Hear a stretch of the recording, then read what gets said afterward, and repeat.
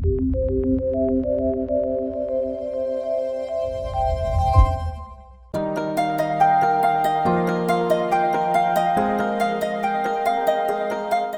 Friends, मैं कुणाल परार आपका स्वागत करता हूं मार्केट सिंप्लीफाइड में। एज यूजुअल बैंक निफ्टी की बात करेंगे, स्टॉक स्पेसिफिक डिस्कशन करेंगे एंड क्या मोमेंटम स्टॉक में हमें देखने को मिली उसकी बात करेंगे। अगर मैं निफ्टी की बात करूं, निफ्टी का क्लोजिंग 15,175 के अराउंड है with the gain of 269 points. Bank Nifty 34,606 के अराउंड का क्लोज है with the gain of 1300 points.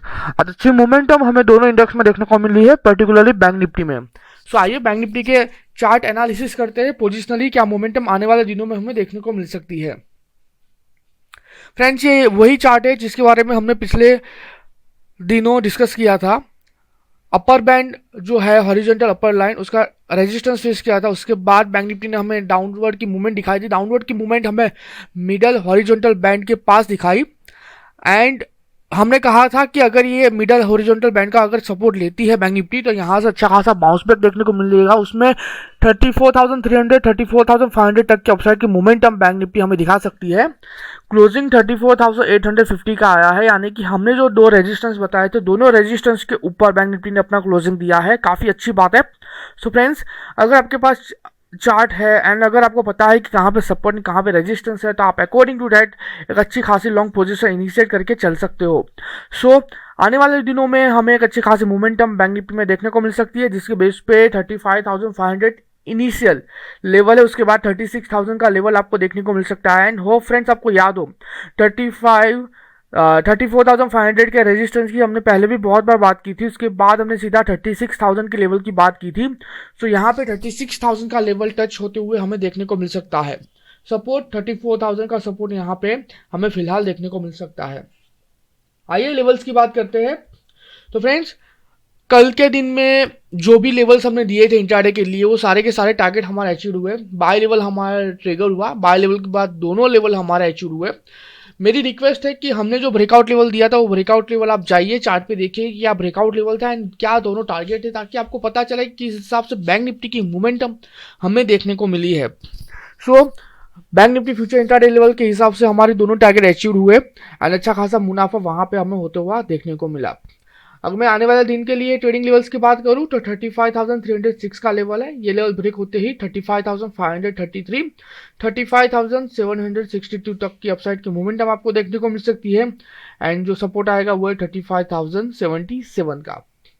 Lower breakdown level कम से 34,394 का है। ये लेवल ब्रेक होते ही 34,166 से लेके 33,938 तक की डाउनसाइड की मूवमेंट आपको देखने को मिल सकती है एंड जो रेजिस्टेंस आएगा वो है 34,623 का। तो please follow this levels for specific trade in bank Nifty future. आइए बात करते हैं निफ्टी की।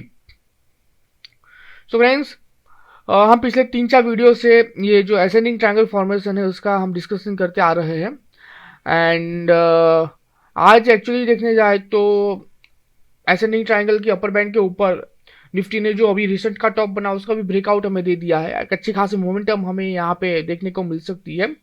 हमने कहा था कि 15,375 का जो रेजिस्टेंस हमने रिसेंटली बताया, हमने कहा था कि ये जो लेवल है लेवल का सिग्निफिकेंस क्या है। तो हमारे एक व्यूअर्स है, उन्होंने 15,375 का सिग्निफिकेंस बताया है। मैं उनको थैंक यू कहना चाहता हूँ कि थैंक यू सर कि आपने चार्ट एनालाइज किया एंड 15,375 के लेवल का सिग्निफिकेंस बताया।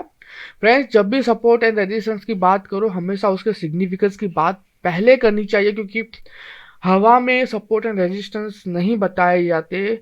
सपोर्ट एंड रेजिस्टेंस का एक सिग्निफिकेंस होता है तभी वो वर्कआउट करता है, वरना वो वर्कआउट नहीं करता है। तो आप जब भी सपोर्ट रेजिस्टेंस निकालो आपको ये देखना है कि प्रीवियसली क्या इसी सपोर्ट एंड रेजिस्टेंस पे बैंक निफ्टी या निफ्टी ने क्या रिवर्सल दिया था या नहीं दिया था, बाउंस बैक दिया था या नहीं दिया था।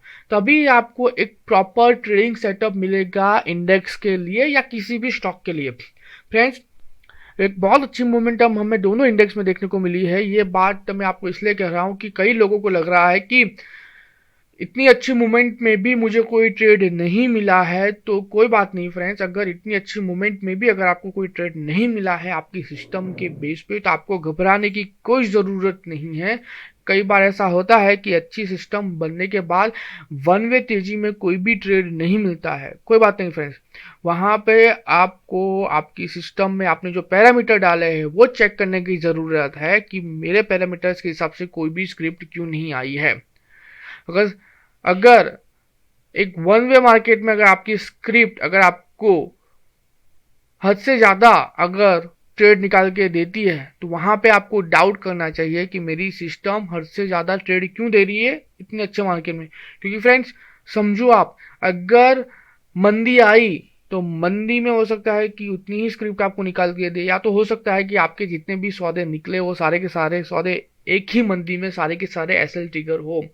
तो आपको आपकी सिस्टम को इतना परफेक्ट बनाना है कि साइडवेज हो, तेजी हो या मंदी हो, आपको लिमिटेड स्टॉक ही निकाल के दे ताकि इसके बेस पे आप कॉन्फिडेंटली ट्रेडिंग करो। आइए बात करते हैं निफ्टी फ्यूचर इंट्राडे की लेवल्स। फ्रेंड्स लास्ट वीडियो में जितने भी लेवल्स दिए थे इंट्राडे के लिए कल के ट्रेडिंग सेशन में वो सारे के सारे टारगेट हमारे अचीव हुए। आने वाले ट्रेडिंग सेशन के लिए 15,315 का लेवल है, ये लेवल ब्रेक होते ही 15,376, 15,438 तक की अपसाइड की मोमेंटम देखने को मिल सकती है। सपोर्ट आएगा 15,252 का। लोअर ब्रेकडाउन लेवल 15,130 का है, ये लेवल ब्रेक होते ही नीचे में 15,068, 15,006 तक की डाउन साइड की मूवमेंट आपको देखने को मिल सकती है। एंड जो एसएल आएगा वो है 15,192 का। अब आइए फ्रेंड्स बात करते हैं स्टॉक स्पेसिफिक। तो फ्रेंड्स एचडीएफसी में ट्रायंगल फॉर्मेशन ब्रेकआउट है, ब्रेकआउट भी आ गया, कंफर्मेशन भी आ गया। ये आपकी रिस्पॉन्सिबिलिटीज है कि आपको हमें बताना है कि कौन से लेवल पे कंफर्मेशन आया है। आपको बताना है कि कंफर्मेशन कौन से लेवल पे। प्लीज जाइए कमेंट बॉक्स में लिखिए कि एचडीएफसी में ये लेवल पे कंफर्मेशन आया है। आप हमें कंफर्मेशन के बारे में बताइए। हमें एक क्वेरी आई थी, जाफर जी की क्वेरी थी कि ब्रेकआउट एंड कंफर्मेशन क्या है। तो मैं आपको बता दूं कि प्लीज जाइए, हमने गोदरेज प्रॉप का चार्ट डिस्कस किया था। गोदरेज प्रॉप का चार्ट में हमें ब्रेकआउट मिला था, कंफर्मेशन नहीं मिला था। तो जाफर जी मैं आपसे कहता हूं कि प्लीज गोदरेज प्रॉप का चार्ट एनालाइज कीजिए।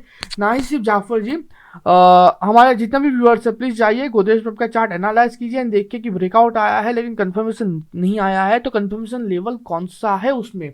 यस तो फ्रेंड्स अगर ऐसे ही अगर आप मेरे साथ जुड़े रहोगे एंड ऐसे ही अगर हम टू वे कम्युनिकेशन करके चलेंगे तो मुझे लगता है कि आपको टेक्निकल का बहुत सारा ऐसा नॉलेज आ जाएगा जिसके बेस पे आप खुद भी ट्रेड लेने, आपको खुद को भी ट्रेड लेने में बहुत ही आसानी होगी। एंड ऐसे बहुत सारे ऐसे टेक्निक है, टूल है जो मैं आपको दिखाऊंगा जिसके बेस पे आप खुद से ही इंट्राडे स्क्रिप्ट या पोजिशनल स्क्रिप्ट फैच करोगे, उसमें ट्रेड लेके चलोगे। सो गोदरेज प्रॉप ब्रेकआउट आ गया है, कंफर्मेशन कौन से लेवल पे वो आपको हमें बताना है। एचडीएफसी आने वाले दिनों के लिए ब्रेकआउट आ गया है, कंफर्मेशन आ गया है, लेकिन कंफर्मेशन कौन से लेवल पे इस स्टॉक में आया वो आपको बताना है। फ्रेंड्स लास्ट वीडियो में हमने हैथवे की भी बात की थी, अच्छी खासी मोमेंटम हमें डाइंग आवर्स में हैथवे में देखने को मिली है। उस डाइंग आवर्स की मूवमेंट के बेस पे आने वाले दिनों में और भी अच्छी मोमेंटम उसमें हमें देखने को मिल सकती है, तो उसके ऊपर वॉच रखना।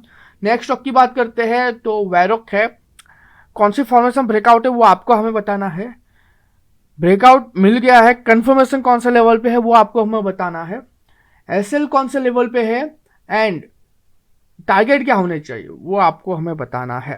फ्रेंड्स रिसेंटली हमने जितने भी चार्ट फॉर्मेशन यहाँ पे डिस्कस किए वो सारे के सारे स्टॉक में अच्छी खासी मोमेंटम हमें देखने को मिली है। एंड आने वाले दिनों में भी आपके साथ हम ऐसे ही चार्ट डिस्कस करेंगे ताकि आपको और भी ज़्यादा फॉर्मेशन के बारे में पता चले एंड आपको ready to eat material market simplified की वीडियो से मिले। एक क्वेरी आई थी पीसीआर को लेके कि सर पीसीआर क्या है, उसको एनालाइज कैसे करना है।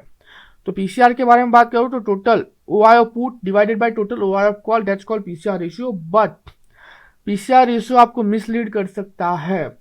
ओके अगर आप सिर्फ और सिर्फ पीसीआर रेशियो के थ्रू वर्क कर रहे हो तो उसके साथ आपको और भी बहुत सारी चीज़ें देखनी है जो अगर आप देखोगे तो हो सकता है कहीं ना कहीं आपको एक हेल्पिंग हैंड पीसीआर के बेस में मिल सकता है। तो सिर्फ और सिर्फ पीसीआर आप एनालाइज मत करो। मैं आपको यहाँ पे इतना ही बता दूंगा, total OI of put divide by total OI of call. आप अभी इसको फोकस कीजिए पीसीआर के ऊपर, क्योंकि ऑप्शन चेन में जो ओपन इंटरेस्ट है, ओपन इंटरेस्ट के बेस पे जो पीसीआर बनता है, ये सब मुझे डिस्कस करना है। बस एक बार आप जो चार टर्म मैंने आपको बताई है उसका एक बार नॉलेज ले लो। तो और भी स्टॉक्स फ्रेंड्स हमने डिस्कस किए थे, तो उसके ऊपर फोकस करना। और जाते जाते फ्रेंड्स मैं आपको एक बात बताना चाहता हूँ, एंड ये आपके लिए ही है। आप जितना फॉलो करोगे आपके खुद के ट्रेड उतने ही प्रॉफिटेबल जाएंगे। Please note down my word, आपके जितने भी ट्रेड वो इतने प्रॉफिटेबल जाएंगे अगर आपने मेरी इस बात को फॉलो किया तो। फ्रेंड्स, अगर आपके पास सिस्टम नहीं है तो, अगर आपके पास सिस्टम नहीं है एंड अगर आप कोई ट्रेड कर रहे हो एंड अगर आपका वो ट्रेड प्रॉफिटेबल जा रहा है, तो उस प्रॉफिटेबल ट्रेड पे डाउट कीजिए। यस, उस प्रॉफिटेबल ट्रेड पे डाउट कीजिए कि मेरा ये ट्रेड प्रॉफिट में क्यों गया। एनालाइज कीजिए कि आपका वो ट्रेड प्रॉफिट में क्यों गया। जब मैंने ट्रेड लिया तब वॉल्यूम बढ़ा, ब्रेकआउट आया, कौन सा इंडिकेटर ने इंडिकेशन दिया, कौन सी मूविंग एवरेज ने इंडिकेशन दिया। तो फ्रेंड्स, अगर आपके पास सिस्टम नहीं है एंड अगर आप कोई ट्रेड लेने की कोशिश कर रहे हो प्रॉफिटेबल में है, तो उस ट्रेड पे डाउट कीजिए, ताकि नेक्स्ट बार से अगर आप कोई ट्रेड लो तो इन्हीं पैरामीटर को एनालाइज करो। ओके, एंड अगर आपके पास सिस्टम है एंड अगर आपका कोई ट्रेड स्टॉप लॉस हुआ तो उसके ऊपर भी डाउट करो कि मेरा ये जो ट्रेड है वो ऐसा क्यों हुआ। आपकी सिस्टम को चेक कीजिए, आपकी वो कॉल को चेक कीजिए कि दोनों में क्या फर्क आया, दोनों में क्या डिफरेंस आया कि वो मेरा कॉल ऐसे हुआ। फ्रेंड्स, अगर ये दो चीज़ें अगर आपने कर ली एंड अगर इसके ऊपर अगर आपने अच्छा खासा ग्रिप बिठा लिया 3 से 4 महीने तक, बस 3 से 4 महीने का बैक टेस्टिंग का रिक्वायरमेंट होता है, 3 से 4 महीने कर ली फ्रेंड्स, उसके बाद आपकी जो सिस्टम बनेगी, उसके बाद आपकी जो ग्रिप आएगी वो आपको आने वाले 10 साल तक हेल्पफुल रहेगी, बिलीव मी। एंड ऐसा कोई भी एनालिस्ट नहीं होगा जो आपको बीट कर पाएगा। इट्स माई वर्ड, फ्रेंकली से। सो फ्रेंड्स, आज के लिए बस इतना ही। जाते जाते आपको इतना ही कहूँगा, एक पीक आ गया है सेकेंड वेव का, एनालिसिस कह रहा है कि थर्ड वेव भी आएगी, तो प्लीज़ आप अपना ध्यान रखिए। ये चाइनीज़ वायरस से पर्टिकुलरली अपना ध्यान रखिए, अपनी फैमिली का ध्यान रखिए। Thank you so much.